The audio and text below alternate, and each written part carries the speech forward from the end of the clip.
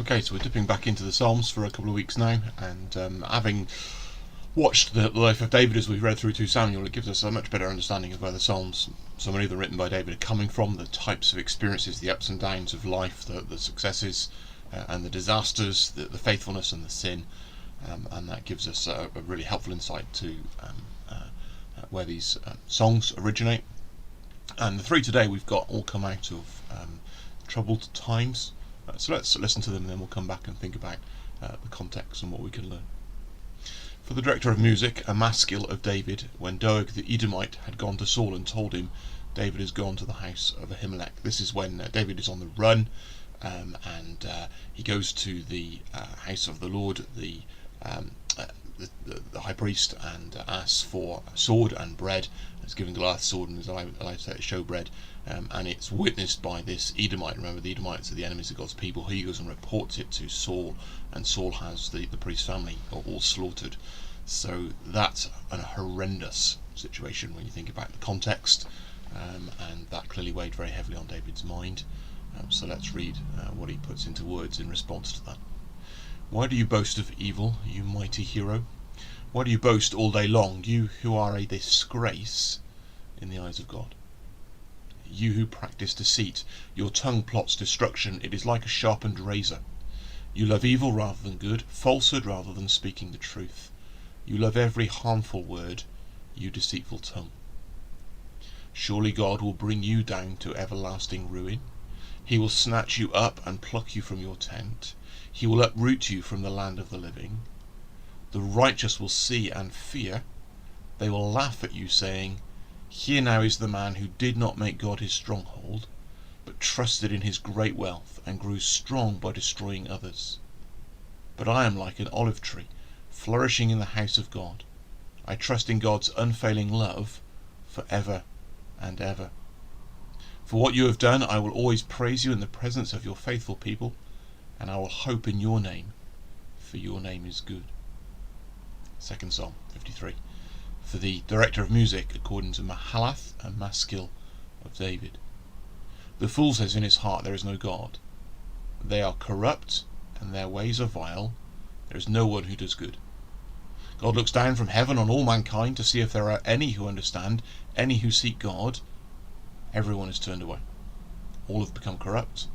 There is no one who does good, not even one. Do all these evildoers know nothing? They devour my people as though eating bread. They never call on God. But there they are, overwhelmed with dread, where there was nothing to dread. God scattered the bones of those who attacked you. You put them to shame, for God despised them. Oh, that salvation for Israel would come out of Zion. When God restores his people, let Jacob rejoice and Israel be glad. Psalm 54. For the director of music, with stringed instruments, a maskil of David, when the Ziphites had gone to Saul and said, Is not David hiding among us? This is David on the run, fleeing from place to place, and the community he's living in the midst of report his presence to Saul, who's out to kill him. Save me, O God, by your name.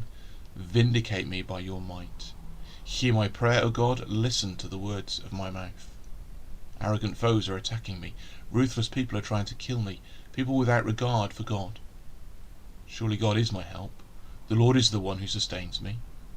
Let evil recoil on those who slander me. In your faithfulness destroy them.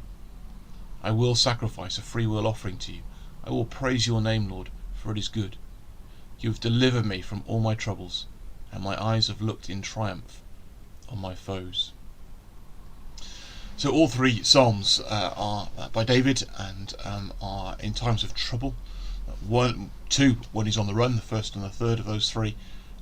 1, he's seen great tragedy occur, innocent people slaughtered who tried to help him in that, and on the 3rd occasion, people he was trusting letting him down and reporting him to the king. And so in all 3 Psalms then there is a trouble. The middle one, people are saying there's no God. They're completely rebellious against the truth about who God is.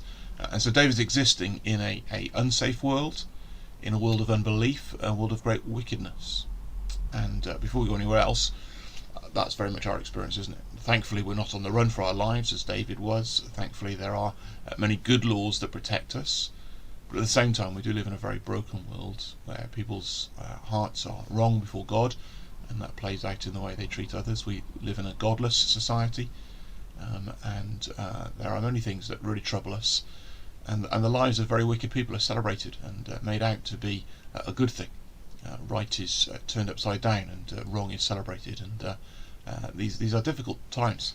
So how does David respond in all of these? Well, let's just pick up 3 of the verses, one from each psalm. Psalm 52 verse 9, "For what you have done I will always praise you in the presence of your faithful people, and I will hope in your name, for your name is good." In a moment of difficulty, having watched Doeg commit this great crime and celebrate his greatness, David pauses to celebrate what God has done in the past and to deliberately hope in what he will do. Well, not so much what he will do, in who he is. Can you see that? "I will hope in your name, for your name is good." He trusts the character of God in this. The character of Doeg the Edomite is wicked and evil, and David feels the wrong that has been done, perhaps feels partly to blame for that. The people who have helped him have suffered. But he's looking back on God's faithfulness and his presence to his people in the past, and also in the person that God is, the character of God. And so here is help for us in the midst of our difficulties. Let's remind ourselves what God has done in the past, and let's remind ourselves who God is. His character is so important. Psalm 53 verse 6 then. "Oh, that salvation for Israel would come out of Zion. When God restores his people, let Jacob rejoice and Israel be glad." So in the context of people who say there is no God and causing problems for God's people, David is longing for, praying for salvation, praying for rescue from the current situation, but not in a despairing way, not in a hopeless way, because he goes on to say when God restores his people. He knows that day is coming. He knows, because of the character of God, as we've just seen from the previous psalm, that God will do this because he's faithful and he won't let his people down. And so David was able to say, when God restores his people, let us be glad and rejoice. So he looks back on what God has done in the past, trusts in his character, prays for salvation, but expects deliverance because of the promise of God. And then the third verse from Psalm 54 verse 6, "I will sacrifice a freewill offering to you. I will praise your name, Lord, for it is good." So again, confident expectation for the future. He is going to sacrifice a freewill offering, not one of the ones that's required, but the one that spills out of a grateful heart. And he's going to praise the name of the Lord because the name of the Lord is good. Who he is good. And so for us, in days of trouble, in difficulty, in the situations that we might be facing at the moment, which really challenge our faith, David models for us, looking back at what God has done, reminding ourselves of who God is, and looking forward with expectation that God will deliver and bring hope for his people.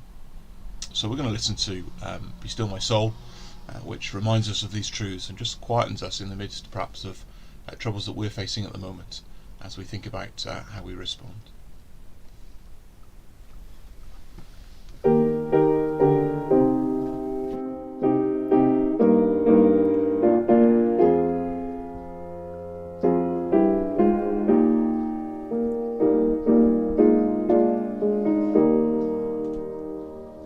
Be still, my soul, the Lord is on your side.